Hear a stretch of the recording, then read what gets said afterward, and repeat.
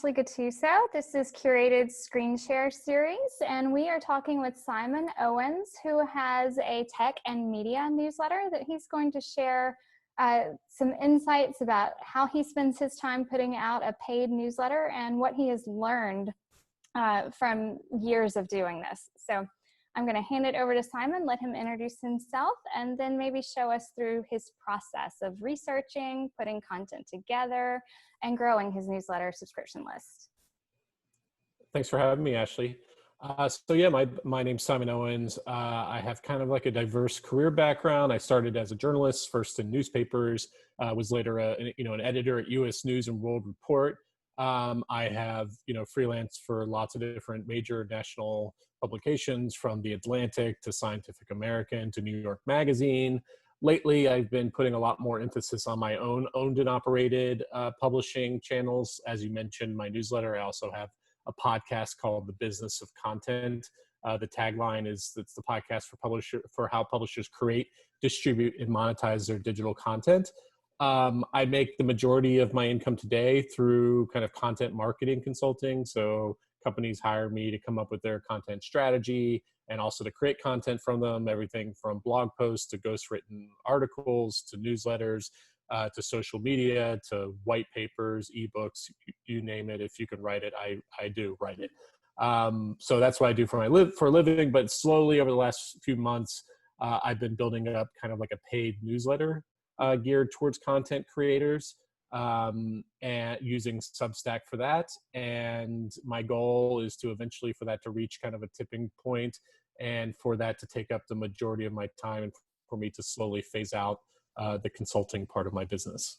Excellent. So you're right at that intersection of journalism and content marketing, which I think a lot of people in our kind of age range tend to be people with journalism backgrounds, who then realized that there was a lot more opportunity in marketing at times. So I look back and I see like the LinkedIn profiles of all the people I went to J school with, and 90% of them are kind of hanging in that in between or completely over in the marketing zone. So it'll be interesting to see how you use that journalism background to drive the decisions you make when you're putting content together for your newsletter. Yeah, I mean, it makes sense that content marketing, a lot of people think of it as pure marketing, but it really is not. You really are leveraging a lot of those skills that you use in journalism, and actually, in a lot of cases, when you're doing it really well, you're providing value. Like what this interview right here is a type of content marketing for the company you represent, but hopefully people who are who are watching it are getting just the same amount of value as they would get if they were watching it on DigiDay or Neiman Lab or any trade publication centered around content. So well, let me tell you, I was drawn and reached out to Simon because you wrote about the amount of time it takes you to put together your newsletter each week. And I thought that's a great resource. So we'll drop that link in the YouTube listing for this so people can find it.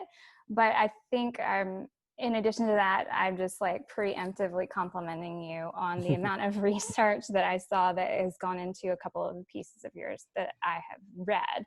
And so I recognize that they all went above and beyond to deliver value. And to me, that's really important when we're talking about something like a newsletter, which should be relational and should offer a reader a feeling of they want to open that email. They want to know what's coming their way from this particular source of information. So yeah, and the goal is that it's habit forming, that they almost know what's going to be inside by the time they open it because they've gotten used to the structure and it landing in their inbox on a regular basis, so that they know what to expect. Excellent. All right, so I'm excited for your screen share. I don't know what he's got pulled up behind that monitor. Sure. Well, is there something you want me to tackle first? You want me to talk about here? Let me go ahead and push the screen share. It says host disabled participant. Oh, you're right. Haha. That's the new post-pandemic Zoom functionality. When I'm running Girl Scout meetings, I got to make sure nobody can come in uninvited and they can't share. Has it allowed you yet? I gave it multiple participants can All share. right, let's see. Yes. Excellent. You Okay, start where you feel like, I mean, you're a narrative man. You know sure. what makes a good story. Sure. So, I mean, I guess this is something, this is one good starting point is like any content creator, you're just like, you really need such a huge well of ideas so that you're never running them out when you're sitting down to do research or writing. It's not like, okay, what am I going to write this week? And so I have like a Google Doc. Can you see it open I now? can. And this is where every time, I have even a spark of an idea, I will like throw in a headline basically into this Google Doc called ongoing article ideas. So let's do a word count. It it is 17,000 words long. Oh, it's a And so novel. and so the vast majority of these are ideas I will never ever write about. There's just way too many. Most of them Mm-hmm. are now out of date. They're just, but that's kind of a good thing because that's the goal. Is you want to come up with lots of ideas, so then when it is time to actually sit down and write, that you can pick from something good, so you're not producing low quality content when you sit down to write. So usually, let's go up to the top. Sorry. I'm seeing a lot of links. Is Yeah, that yeah, usually the impetus of the idea? Like I yeah, saw this and I thought that. yeah. So Okay. like I'll get an idea because I'll see an article and I'll just kind of throw it into there. Mm-hmm. And then like, and then it'll be in there. And then like, let's say 2 days later, I see another article that might be good to cite in it. And then I'll go and then throw that into there. So like, here's an article. I'm never going to write this article. It would be too out of date. But it was like right after the coronavirus pandemic hit. And I was just kind of collecting links to how the media industry was affected and just throwing them into there. And that's really important for when you then go to start doing the research, to have those links ready to start coming through them. And then here you'll just see, like, this is an article that I might be writing within the next week. Is I'm just like throwing in little kind of snippets of ideas that I have. And a lot of these, like, you can almost, like, once you start writing, you can start copying and pasting them into the article document itself, and then just start expanding on them and riffing off them and stuff like that. Mm-hmm. So I am doing that on an ongoing basis. And when I open all the links, let's see if I can see an example of something here. Like whenever there's something from a link that I think is like really important, I'll actually copy and paste the text into it with the link under it. You try to make sure you're not plagiarizing and you're always giving credit where it's due. So it's really easy to find the exact piece of information along with the link to where I found it, so that when I go to write the piece, I can then go ahead and cite it. So here's an article that I must have started researching. Did I write this article? Um, I don't know what this is The from, but type like, A, the but you type A person can, in me wants to go in and give everything an H1 so that there's like a left yeah, yeah, hand. yeah. But the formatting carries over when I copy and paste. So whatever the formatting of that publication I usually. love it. Um, Yeah, so this is so like my brain. Yeah. So this Yeah. is the entire example of, what that looks like, the idea part of it. So I'm just Mm-hmm. constantly coming up with new ideas. I'm trying to think. One thing that I use a lot of times is just my own curational, like what I curate on social media as kind of jumping off points. Cause like sometimes I do what I describe as these quick hit newsletters, where instead of researching one long piece, I am um, I am writing lots of smaller little articles that are like 400 words each. So Snackable here, content. yeah. So I actually maintain a Facebook group. It's a private Facebook group. I only link to it from my newsletter. Okay. And it's kind of like a kind of almost an Easter egg within my newsletter to make my subscribers feel special. That they have this private Facebook group they can go into and converse with me. And this is where I kind of do kind of daily curation, where I'll just throw in a link and then my little bit of commentary or why I think that's important. So whenever I want to do like what I call a quick hits newsletter, where I'm just doing some short commentary, I'll usually open this up and just kind of start going through the links and then kind of expanding on what it was. So let me see if I can find an example of something I recently posted that I expanded into a much larger piece. Um, this right here. So Patreon announced that it took on $90 million in funding, and that it was generating $1 billion per year. You can still see all this, right? Yes. Sure. So here's a quick question. You're Okay, sure. sharing that in the Facebook group as like a news flash. It's hot off the presses. You just saw Yeah. it, thought it was Yeah. interesting, thought your audience would find it interesting. Yeah. And now you're going to take it and expand and write a larger article in your newsletter. Yeah. And so if you look at here, let's see, this most recent newsletter. So this right here is the genesis. Was I wrote that little bit about Patreon here, but I expanded it into a much larger piece in here. Let's see.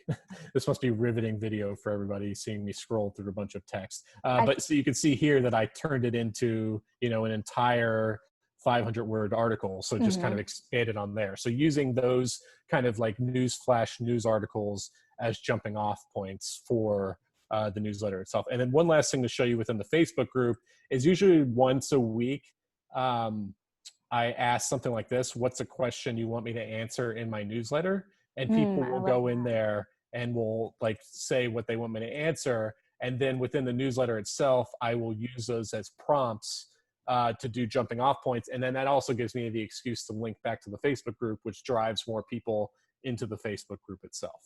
Nice. So it's community, and then it's multi-channel distribution and honing your ideas based off of the community's inputs, so that that it is truly relational, but you're still heavily researching and putting together like high quality content when it comes to that final publish moment when it's a longer article.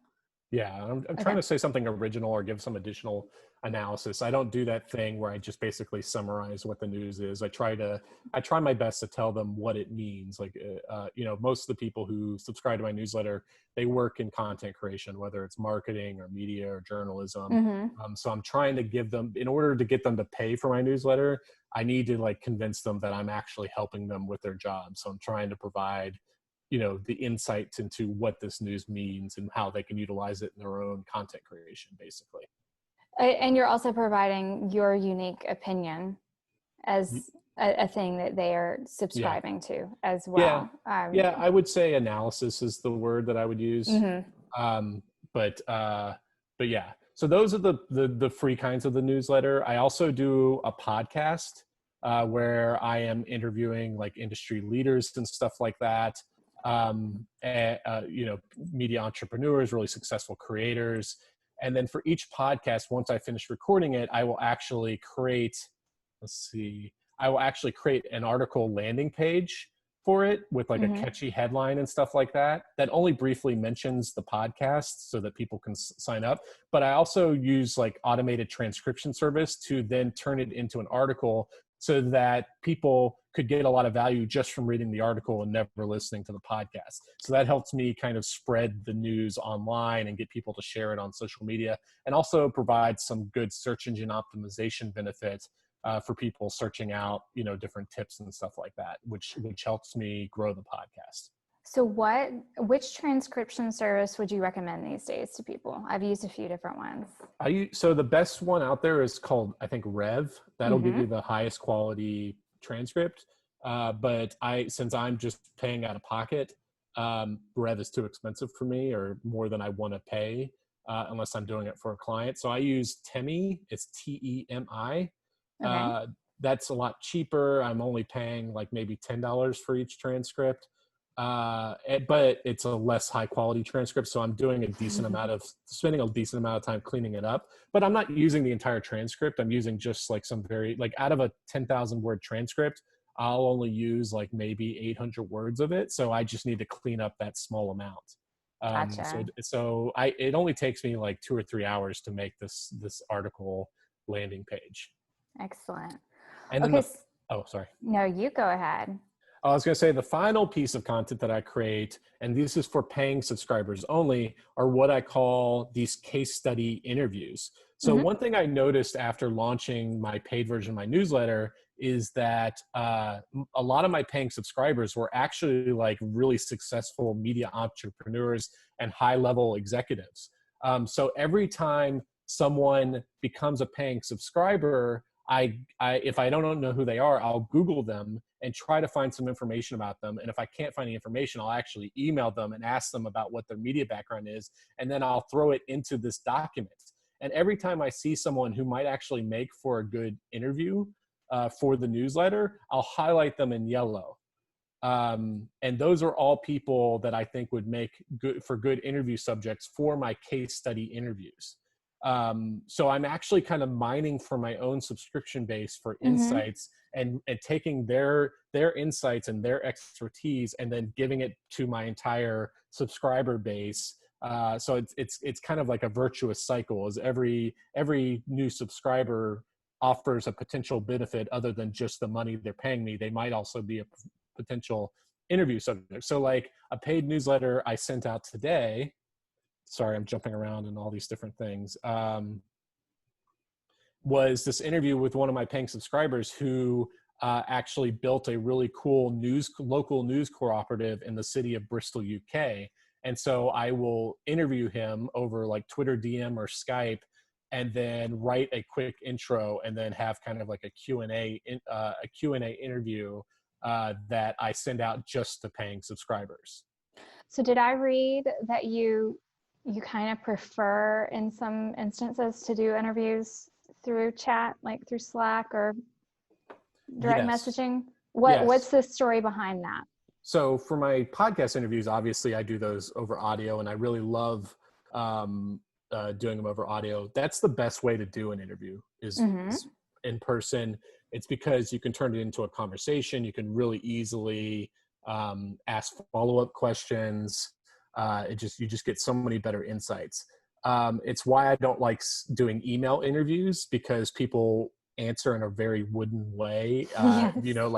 Very public relations savvy type of way, where they're not really giving good insights or anything like that. But for these Q&As, I also wanted to produce a really clean transcript. And as I mentioned, the Temi automated transcription service doesn't produce a very good transcript. And if I were to do it by hand, it would take me a very long time to transcribe, an hour-long interview. So I kind of found a nice middle ground. Is I actually like to do it over some kind of chat-based service like Twitter DM or Skype or Google Hangout or something like that, where we are both at our computers typing, but it's in real time, so I can ask follow-up questions and it can at least be somewhat conversational. I like that. You can follow up in that way and get a deeper answer, or at the root of the reason behind the decision or things like that through chat. One thing that I did want to ask about is the amount of time that you're spending. I know you are consulting and doing content marketing, and then you're doing this as your independent thing, which has obviously a couple of different arms to it that you're putting out.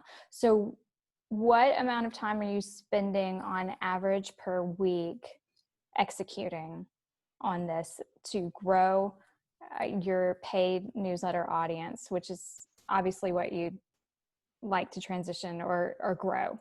Mm-hmm.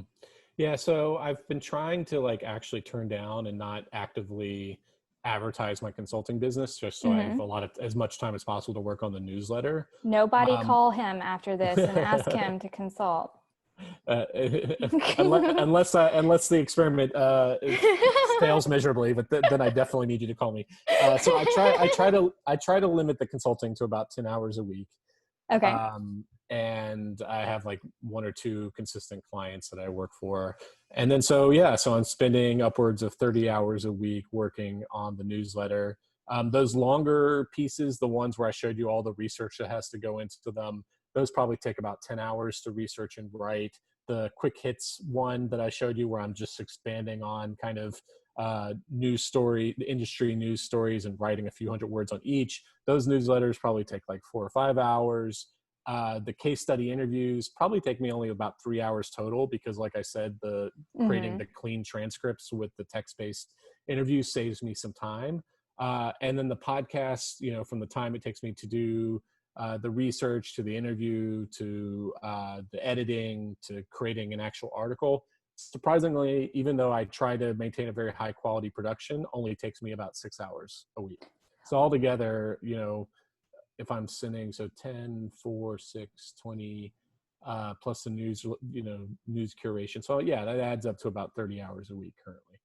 So what do you find most enjoyable about your process and what you're doing right now?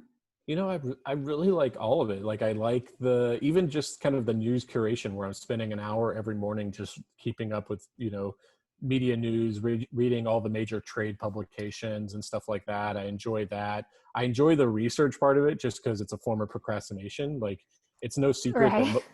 it's no secret that most writers hate writing. And so they actually will do as much research as possible just to procrastinate from having to start writing. Mm-hmm. So I just love like that part of just like reading every article I can on a subject, doing kind of firsthand research of actually trying out a product or, looking, at the content output of whatever I'm writing about. Obviously the least enjoyable part is the writing itself. Although, I mean, I do like it and I do enjoy being a writer, but that's the one that I put off the most. Obviously the publishing, especially when it like really gets picked up and does really well. Like I had an article that I published last week on my newsletter and it got picked up and promoted on the front page of Hacker News, and it got over 10,000, hits because of that. And so that creates kind of like an adrenaline rush Sure. when a piece does Congratulations. really well. Thank you. So all those different things, yeah, I enjoy the entire. So that's why I want to get away from the consulting, because I really just at this point I'm just the consulting is just, I view it almost completely as a way to make money. Although I do enjoy the strategy consulting, and once this is a bigger part of the newsletter, it's a bigger part of my business, and I can be more picky in what kind of consulting I take on, I might start pursuing the strategy consulting a little bit more and just turning away all the kind of content creation consulting. Well, let's talk about something I think that our viewers might be interested in, and that would be pricing strategy on a paid newsletter. You've already Mm-hmm. defined that you figured out what would be worth like the additional case study.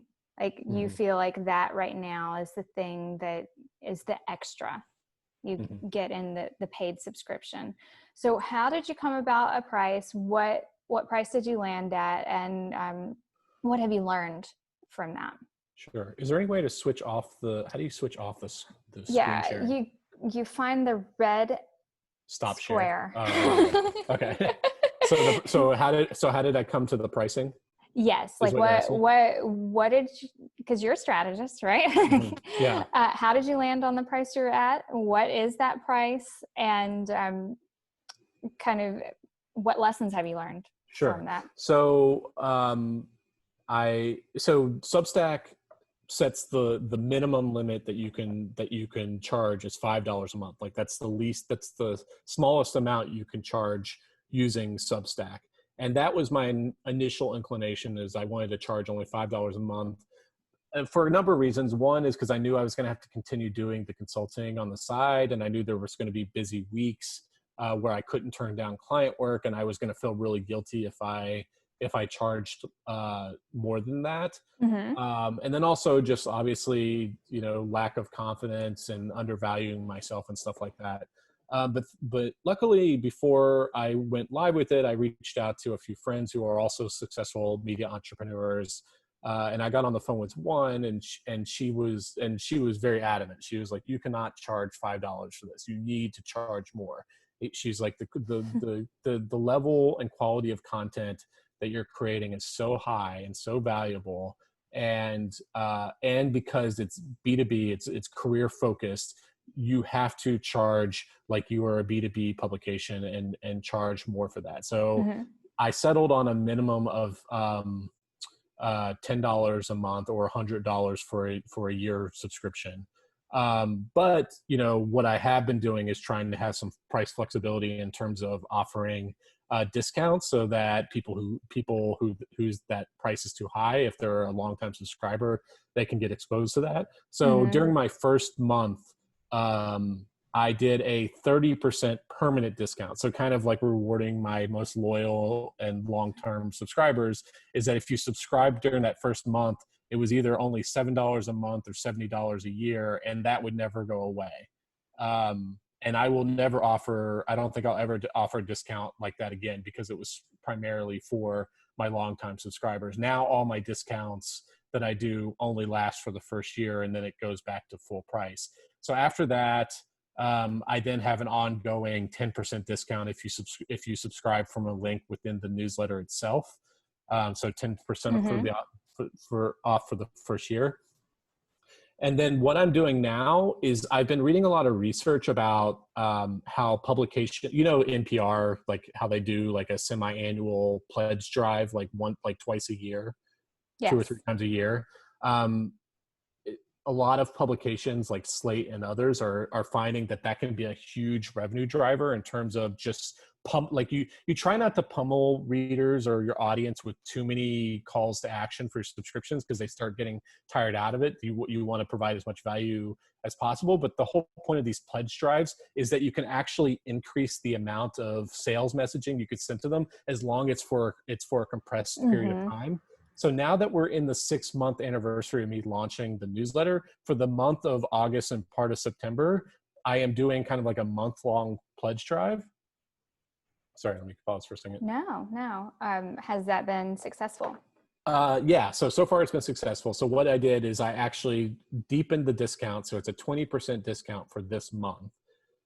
And on top of that, I have more consistent messaging. So I went and did a screenshot of every person who has recommended my newsletter over the past year, because like a lot of people will go on Twitter and say, hey, if you're in the media industry, you have to subscribe to this guy's newsletter. He provides so much Mm-hmm. value.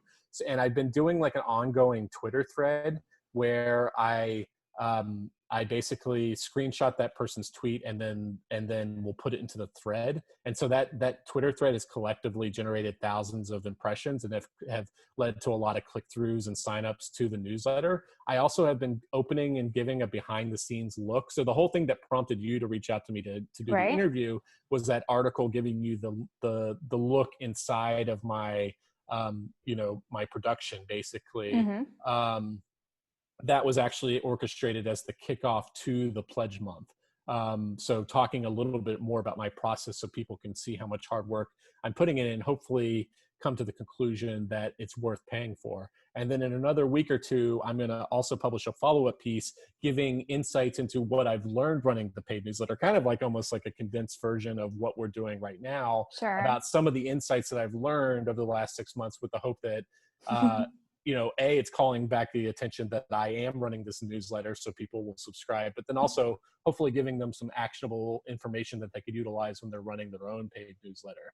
I'm also, for this month, buying some targeted Twitter ads, linking back to my content that are targeting people in the media industry to drive more click-through to those and hopefully drive up faster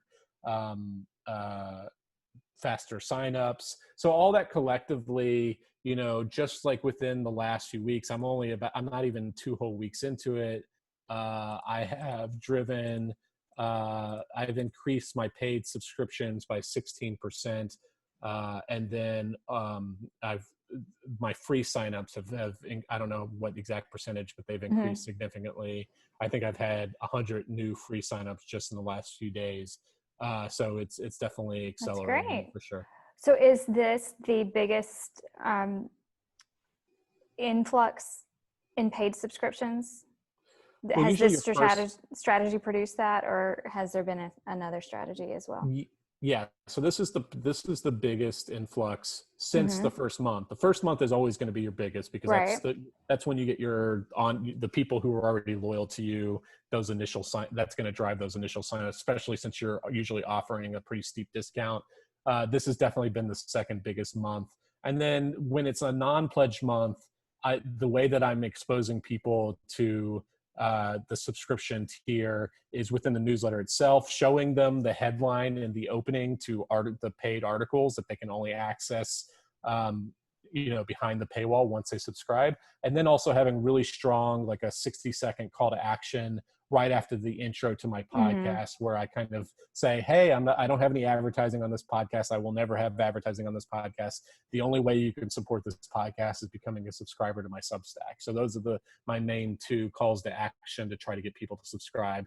And usually I have a few that trickle in, every time I send out a new newsletter. I just sent out a newsletter less than an hour ago, and I got two new paid subscribers just in that last hour. So it's an uphill slog. It's very slow unless you already have a huge audience, unless you already have like 10,000 email subscribers when you launch the newsletter. You're not going to just like launch it and then 24 hours later be making a full-time living. You have to build your free list and then slowly start converting them to paid subscribers. Okay, so what advice would you give to anyone who is at the beginning of their newsletter journey? And I want you to think about this in two ways, because you have the brain that can. One, as an independent journalist, and the other as a content marketer for like a B2B SaaS brand or something in that realm that is putting together like a newsletter for a customer or a prospect / customer base. And the B2B writer, that wouldn't be a paid newsletter. That'd just be a free newsletter. That would be like a brand's newsletter. Mm-hmm. Yeah, for a journalist, it depends on how far you are into your journalism career. The nice thing about journalism is that you can actually build up. Now you have all the tools to build up an audience while you're at that journalistic institution. Like the average person who's watching this video is not going to have that kind of built-in audience. You'll have a little bit of built-in audience, but nothing, huge. Maybe a few thousand followers on Twitter, or maybe few thousand email subscribers. I guess my first piece of advice would be, if you're launching the newsletter from scratch, don't launch it simultaneously with a paid newsletter. You don't know what the newsletter is going to be yet. You still need to figure out what your voice is, what the cadence is, what you're going to cover in the newsletter. Even if you think you have an idea, like what my newsletter when I launched it in 2014 looked like then compared to today, it's completely different, two completely different things. It took me years to figure out what the format of my newsletter was going to be. So my advice to that journalist is to spend 6 months just producing a free newsletter. Don't quit your day job. Keep on doing the day job. Do the newsletter on your Sundays or on your nights and weekends. I know several journalists who do this. It's possible. Start building up that free list. Get them like just used to getting that cadence. Then when you launch the newsletter itself, think long and hard about what the paid newsletter is going to be. Like what will people want to pay for? Too many people, they think, oh, I'll just send them an extra version of what I'm doing with the free version. And a lot of subscribers will say, well, I already get one thing from you a week, and I already have too many things to read anyway. Why would I want to pay extra to get the same exact thing? More of the same. Yeah, more of the same. So, and that's what I started doing when I launched my paid newsletter, is I did just a second quick hits newsletter. And I was just like, I just never felt like I was providing that much value. And it wasn't until I looked at my paid list of people and realized that there were a lot of insights there to share that I was like, oh, well, I could do something completely different with these case study interviews that are evergreen in nature. They're not going to get old. You could, so that somebody subscribing 6 months from now, they're not just subscribing to get those in their inbox. They can go and then read the entire archive of these interviews that are still relevant 6 months, 12 months later, where I realized that was something that provided additional value that I wasn't giving with my free newsletter. So think about it that way. Have like either, a lot of savings in the bank, or have some freelance gigs, or have a spouse who makes good money or something. Because like I said, unless you have 100,000 Twitter followers or something like that, you're not going to be making a full-time living in your first month. It's probably, you're not going to be making a full-time living in your 6 months.